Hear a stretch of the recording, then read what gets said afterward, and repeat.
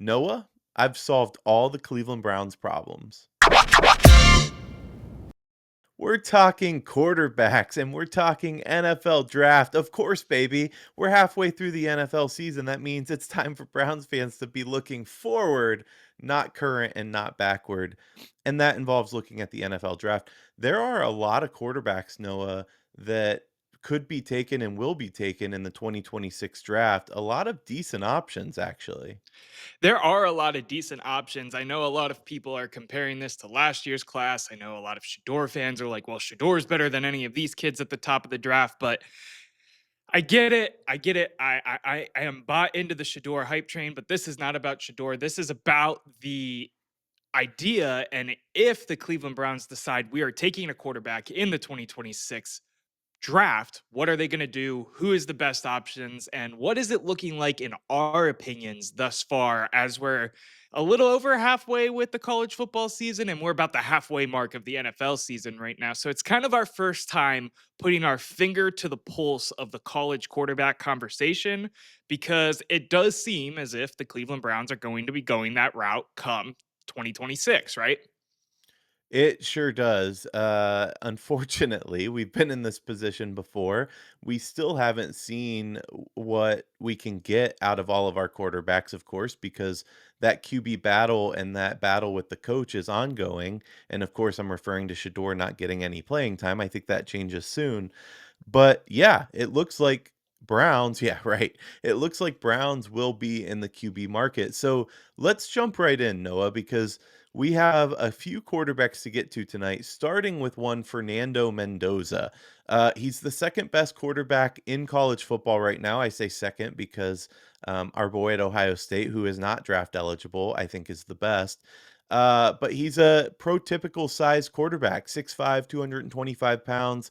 Of course, he is the Indiana Hoosier quarterback playing under Kirk Cignetti, and he looks good. Yeah, he does look really damn good. He is, I think, everyone's number one first choice in terms of the quarterback position right now. And I think rightfully so. I think he's playing out of all the draft eligible quarterbacks. Saying is, of course, not draft eligible. That's why I say that. Playing the best football. He's been awesome for Indiana. He has looked the part of a franchise quarterback. He does things well. The way he reads the field, the way he places the ball, the way he can look at adversity, sometimes throw an interception. And unlike some other quarterbacks we've seen in the orange and brown, shake it off, move forward, and continue on to dominate and be one of the best teams in college football. Now, will that continue when they get to the Big Ten championship? Our Buckeye brain says no, but my Browns brain says he looks pretty damn good. I mean, we're talking 2,124 yards, 25 touchdowns, 4 interceptions, a 90 QBR. That's third in all of college football right now. He is playing absolutely absurd. Yeah, he's a smart quarterback. I think not enough could be said there because he handles the ball well. And like you said, he handles adversity well. He throws the deep ball particularly well. I like this kid a lot, honestly. He's kind of like a mobile pocket passer. That's his playing style. And he's a smart kid. You know, he was offered to Yale and had Right. was going to go to Yale before he moved around a couple different schools, of course. But he's transformed from third string afterthought into the most productive passer since Aaron Rodgers was in the pocket years ago. And I think that really says something. The numbers only tell part of the story, though. He was behind one of the worst O lines at Cal, had fifth most sacks per game nationally, and yet he still completed 66.4% of his career passes there, which matched Aaron Rodgers' school record there with consecutive 250-yard performances. So he's proved himself, and now at Indiana, he looks the real deal. And I still don't, consider Indiana that school. It's funny, some people put them ahead of Ohio State. We'll see that clash play out most likely in the Big Ten championship, but he has every tool to be a good NFL quarterback. He has elite ball placement, elite accuracy, and he really shines, especially in the red zone. He's consistently placing balls in with good accuracy, over the linebackers and under safeties with that kind of precise control. And he processes information really quickly, pre-snap and post-snap. That's going to be a key. The way he can learn and read defenses at the NFL level is going to help him so much. He has the physical tools. I think he has the mental tools as well.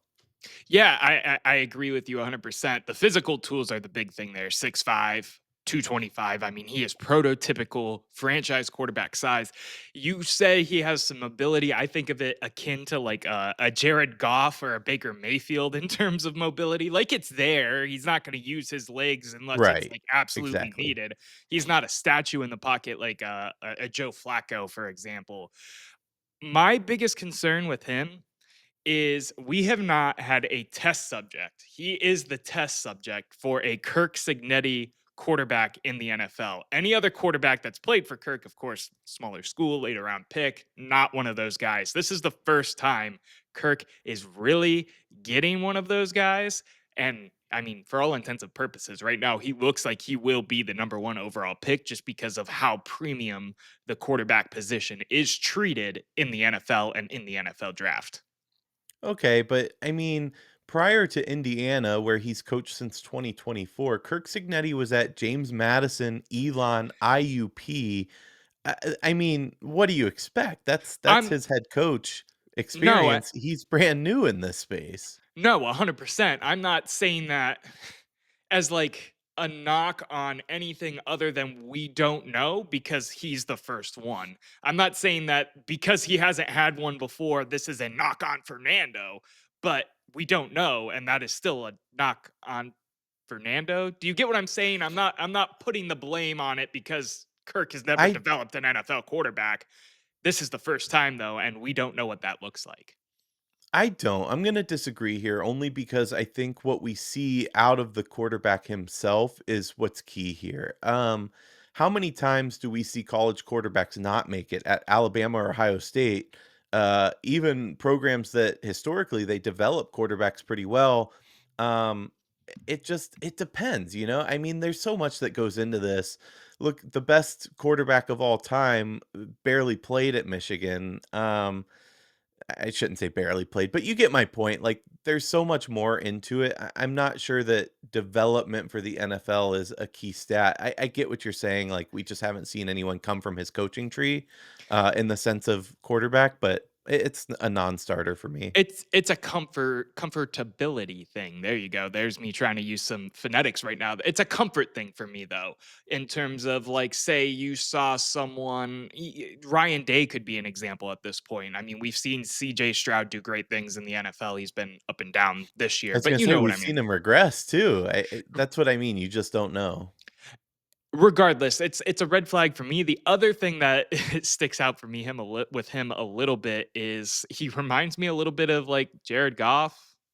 And like I like Jared Goff. I think he does great things over in Detroit, but like I don't know, Jared Goff as the number one quarterback in this draft class, it's not the most inspiring thing is all I'm going to say.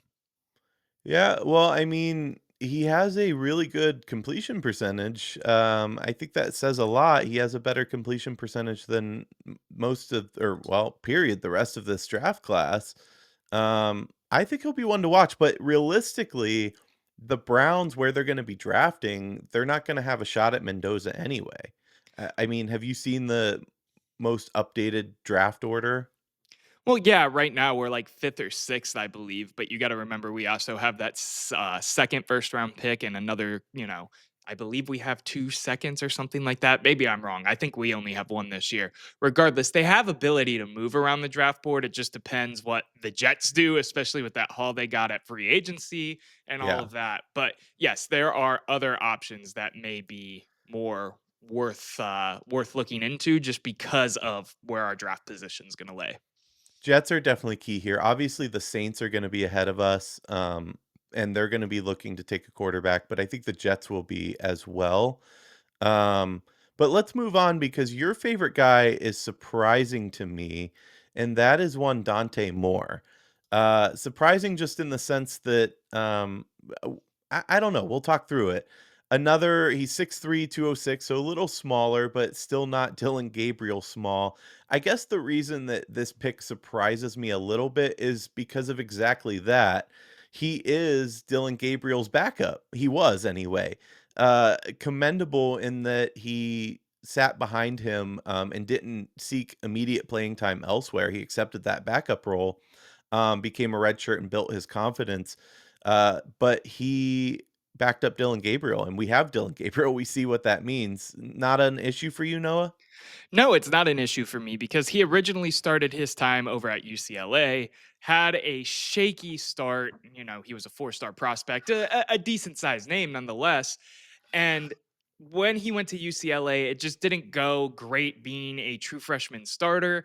He made the smart decision, in my opinion, and go sit behind a guy that is touted as a supercomputer. I make that joke because that's a Cleveland media term, of course, and now is playing the best football of his career.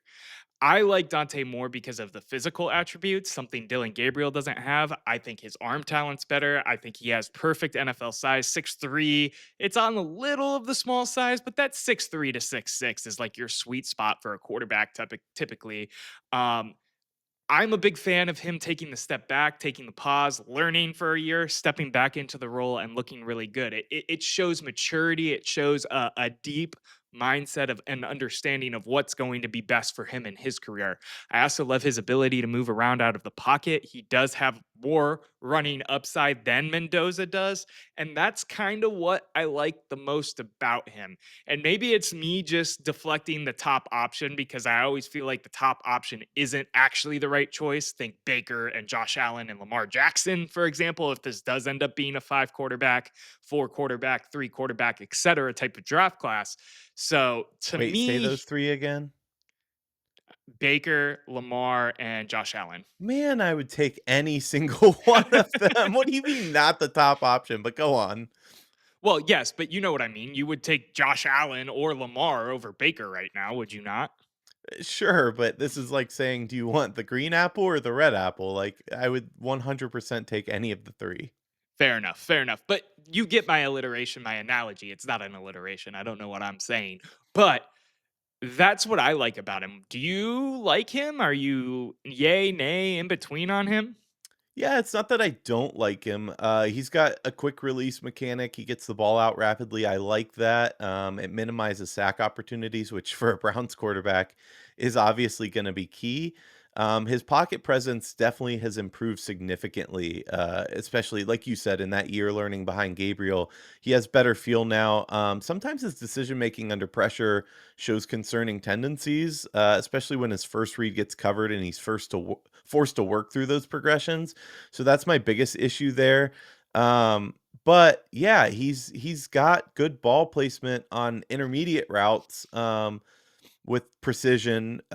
He works the middle of the field well. His mental processing is pretty good. He identifies coverages pre-snap pretty well. You know, all the things that you would want. I don't feel like he's going to learn at the rate Mendoza will in the NFL. I don't know what it is that calls into that for me. You know, he's got a competitive fire though, and I do like that. And he's got that clutch gene that he was the top prospect coming out of the state of Michigan for a reason. I mean, he's a solid guy, but I think his ceiling in the NFL hinges entirely on whether or not his deep ball can overcome the deficiencies that we're seeing right now, and his ability to stack vertically with precision. That's going to be his path to success for me, and we just don't know yet is my problem, I guess. But he's got the Yeah. arm strength and he's got the accuracy.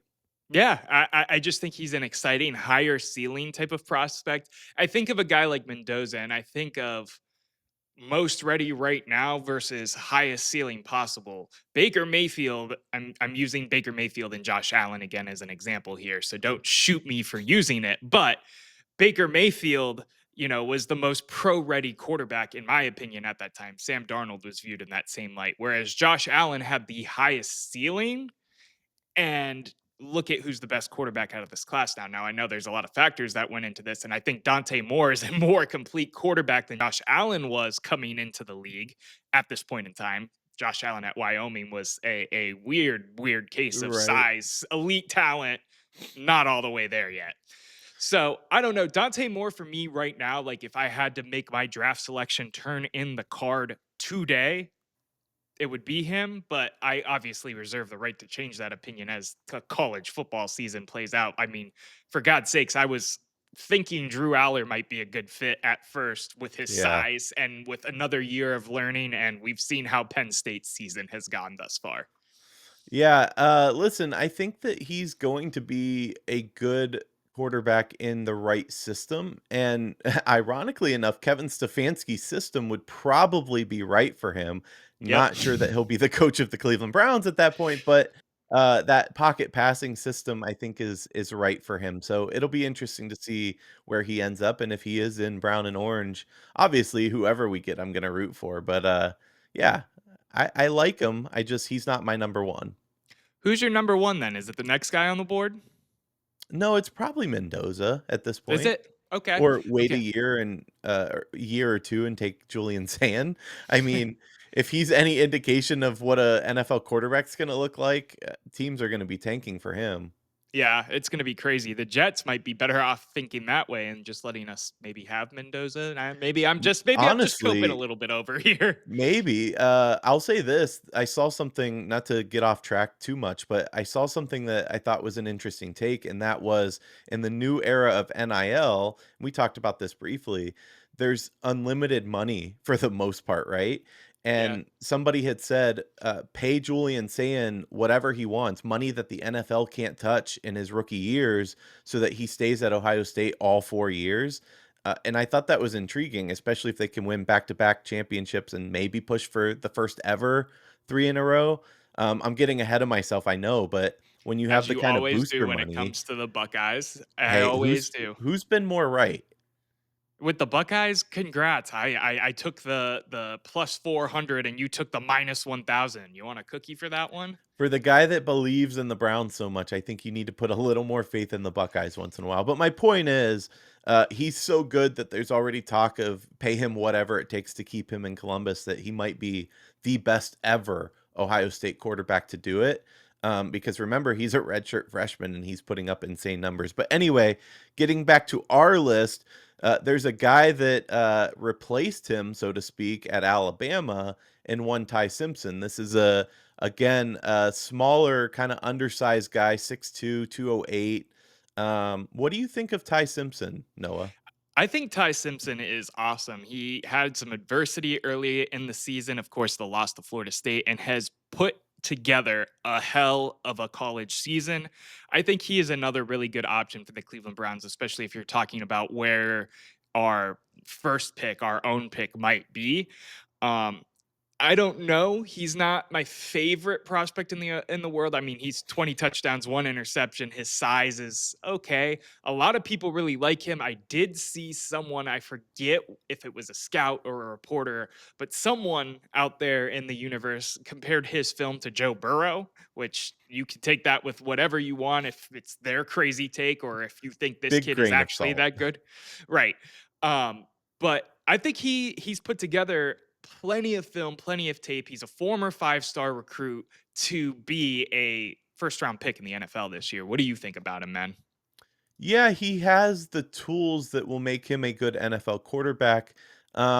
He learned patience because he sat behind Bryce Young and then Milrow, which must have took a lot of patience. But he's another guy that has a really quick release. He beats the rush. He has natural pocket awareness that we saw like against Georgia, where he had 7 pressures without a sack, keeping his eyes on the downfield on the routes. He throws with great arm strength, and that's the kind of thing that I'm looking for. He drives those balls into tight windows. So he is a kid that I like. He's got elite accuracy, throwing receivers open, particularly on those intermediate digs and crossers. So he's got the what it takes, in my opinion. I don't just watching the Browns. I don't want to say 6'2" or whatever is really undersized, but I really want the 6'5" prototypical quarterback after watching Dylan Gabriel, but he's handling the workload well. I think that he's gonna translate beautifully to the NFL, honestly, where pocket time shrinks and windows close faster. He's shown the ability to be the guy.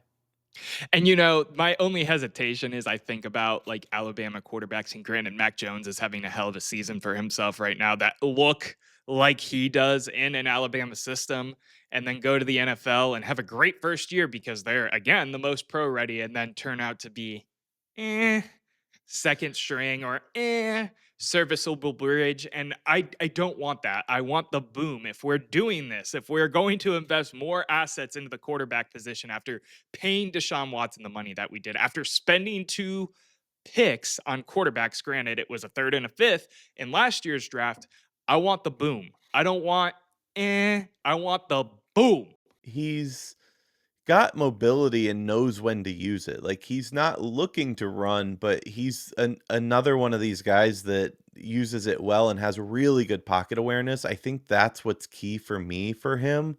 Um, he was ranked as one of the number 1 prospects for 2026 on some lists. So he's getting the credit because he used to be like a day 2 guy, and now he's back into that round 1 conversation, which I think he'll probably be in. So he's got a proven ability to execute, and I think he's going to be attractive for systems that value timing and precision over just pure arm talent. Yeah, I think he's for sure. If you're asking me my opinion again today, if I had to make a prediction or put a bet on it, these three quarterbacks that we've talked about in Dante Moore, in Mendoza, in of course Ty Simpson, I think these three are for sure locks to be first round picks right now. Just because of the body of work they've put out, just because the need of quarterback in the NFL, and the talent that's there, even if the stat sheet doesn't always translate that, I think they all have these elite enough traits to quantify being first round picks in the NFL. Yeah, no, that's a fair take. Let's move on to a South Carolina Gamecock, 6'3", 240, LaNorris Sellers. He's another one that is an interesting prospect here. He hails from South Carolina, so he's been in South Carolina, small town kid who chose to stay home and play for the Gamecocks. He's really blossomed into one of the most electric, probably dual threat quarterback in the country. What's your take on LaNorris Sellers, Noah? Yeah, I'm going to keep my take super brief because I don't think he is worth the conversation right now. I think he's a 2027 draft pick all day, every day with his injuries, with how the season's gone for the Gamecocks. I just don't think that this is his year to go. If he does, he's going to maybe fall into day two. And I don't think he needs to do that with NIL money being a thing, with the ability to rise and grow your stock even further, because I think people will swing on him because he has that elite athleticism that NFL teams are looking for in their quarterbacks ever since Lamar Yeah. Jackson became a thing and Mike Vick before that. So to me, I just don't think he's a fit for what's going on right now. But I do think he is a hell of a prospect, and he will be a fun one to watch in college football next year. What do you think? Yeah, I agree with you here. I think he's still developing touch on his deep ball. He's got arm strength. He's kind of like a Jalen Hurts, but on a bigger frame and a touch stronger of an arm. Which, looking at this year's Jalen Hurts, that might not be a good thing. But I agree with you that he's still developing, and I think he does need to stay in college. He can play too fast at times. We've kind of seen that, particularly against pressure. So he needs to slow down a little bit and avoid rushing throws when that initial read isn't there, because we've seen that out of him. He does have a tendency to trust his arm, as he should, honestly. But I think that that natural athleticism, like you talked about, is what's going to jump off the page to scouts. Maybe not right now, but he's the rare quarterback where he's a legitimate running threat as well as a gifted passer. And I think that, once he gets more experience under his belt, and we'll see more, that's going to be huge in the nuance of who he becomes as a passer and as a potential draft pick. Do you think he needs to get out of South Carolina, though, to really showcase his talents? Maybe. I mean, go where the money is for sure. I think there's a good shot that that does happen just because there's money to be had. And better players to play around than there is in South Carolina. Uh, to me, I think it really is in his best interest to go somewhere else, to go back for another year, because he's going to get so many Anthony Richardson comparisons right now, because Anthony Richardson was the same type of uber athletic, super raw quarterback that got kind of fed to the wolves in Indiana, and now we see where he's doing. Mac Jones, Daniel Jones is doing everything and then some for that team in this season. So to me, yes, I would put my money on him going somewhere else and doing that. What do you think? Yeah, I think that there's just not enough talent at South Carolina to justify his staying there. If you saw him go to, I don't know, in Oregon or even in Indiana under Kirk Cignetti at this point, I think he would just get better reps to prepare himself for the pro level. Yeah, I'm with you 100%. I want to kind of table him honestly because I think he's going to end up being a next round type of conversation. There was a point in time where he was super hyped for this year because he looked great to starting out of the gates. But to me, he's just not there yet. And for his own good, going back isn't going to hurt anything. Not his pockets, not his draft stock, because the athleticism's already there on tape for someone to want to take a swing on him in day two, no matter what. Think Yeah. like Milrow. Yeah, the NIL's really changed things. Well, let's move on then to a guy that doesn't have a choice because he's a senior. 6'1", 205 pound, a name that you could see on NFL jerseys, Garrett Nussmeier. That's quite the name. What's your take on Garrett, Noah? Yeah, he he kind of reminds me of Dylan Gabriel in the sense that I think coaches are going to love him because he's this supercomputer and he's a football guy and he knows what's going on. He to me is a day 2 pick, day 3 pick all day right now just with what he's put together with LSU this season. Obviously, his coach has been fired because of where they're at and everything too. 12 touchdowns, 5 interceptions, 71 QBR, that puts him at 34th in all of college football. He, to me, is going to impress a lot of coaches, a lot of football guys at the combine and get his draft stock to go up like Dylan Gabriel did. And do I think it's fool's gold with what I've seen this year? Maybe, but you never know. What do you think about him, man? Yeah, I mean, he's a second generation quarterback. His dad, of course, was a quarterback, so Right. he's kind of got football flowing through his veins. He's got good arm talent, honestly, and he shows impressive touch. My issue here is twofold. It's the concerns around his frame. He struggled to shake off hits in the SEC, and now you're going to go to the pro level and do that. That is a concern to me, honestly. I question his durability.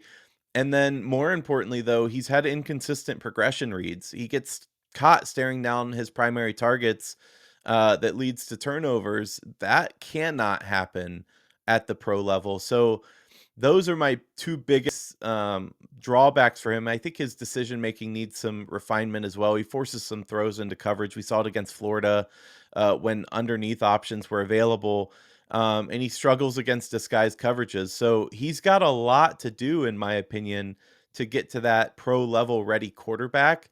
It really frames around the two questions though. Can he withstand the punishment, and can he develop the discipline to take his physical gifts further than where they are right now? And those are question marks. So he's not a guy that I would pick, especially for the Browns. But he will be. He's shown flashes of brilliance. I think he will be a decent option. And like you said, it's going to be more of that day two, maybe even three kind of pick.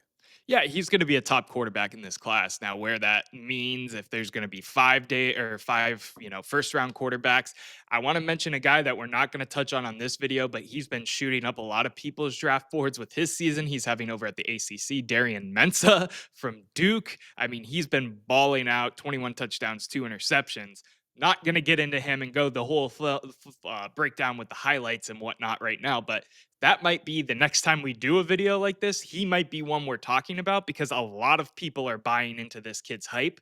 And I say this to say Nussmeier could be 5, he could be 6 when a Darian comes in, or, another quarterback kind of moves it around just based off of what else happens in this college football season. Well, there is a good finger on the pulse of what's going to happen in this draft right now.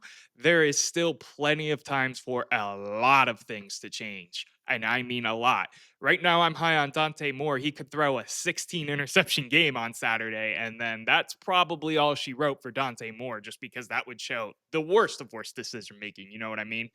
Yeah, let me ask you the question since you threw it to another guy as well. And I'm just curious, you were hot on him at some point, more of a prototypical size 6'5", but Drew Aller, what happens to him exactly? Day three, undrafted at this point. I think Not he's gonna. undrafted, no way. Dude, I don't know. He has not shown NFL level decision making at all throughout any of his college career. So to think that he's going to be anything more than a developmental big question mark third string practice squad level player for a while, I don't know what else to make of him right now. I would love for the Cleveland kid to come to Cleveland and light things up, but this is the NFL. It's not a storybook. Yeah, I get what you're saying. Do you not wonder though that he was limited under coaching at Penn State? No, he had plenty of talent. He had all the money in the world this season. They spent the most money on their roster and all of that. You can do the James Franklin thing and I'll laugh at him all day, but there's only so many excuses you can have when you're playing in the Big 10 with buttloads of talent and you're at a historical program that has brought many guys to the NFL. You had Tyler Warren at one point. I mean, there's so many examples of him having talent that coaching is only so much of a question mark at that point. He did lead them to a Big Ten championship appearance, as well as a nice run in the playoffs last year. So maybe a little more credit where it's due. And maybe I just have a soft spot since he hails from Medina, and I want to see the Ohio kids do well. Noah, you and I are going to be together again. I can't wait because this Sunday we'll be at High and Dry previewing the Browns. We'll be there from about 11 to 4 watching the entire Browns game, but going live at noon. So come out, have a drink with us, say hello, and maybe get your take on the show. And then we'll be back at Muni Lot for the 425 game going live at 2. I cannot promise how that's going to go or how we'll be just because it's later and we're going to have a little drinks. We're going to have a little fun, but come say hi, maybe sling the football with us a little bit. And you should do that because we're giving something away. We are giving something away. We are giving away any Browns or Cavs jersey of your choice. All you got to do is subscribe to At the Office on YouTube and leave a comment on a recent video. Those are the only two things you need to do to be entered. The winner will be chosen on November 17th. That blue Cavs jersey with the Mitchell, he looks good. That Donovan Mitchell, he's a pretty good basketball player, turns out, And a good person, too. I could tell you so many stories, but, lips are sealed for right now. and a good person. On that note, the debate never ends, but the show does for now. We'll see you next time.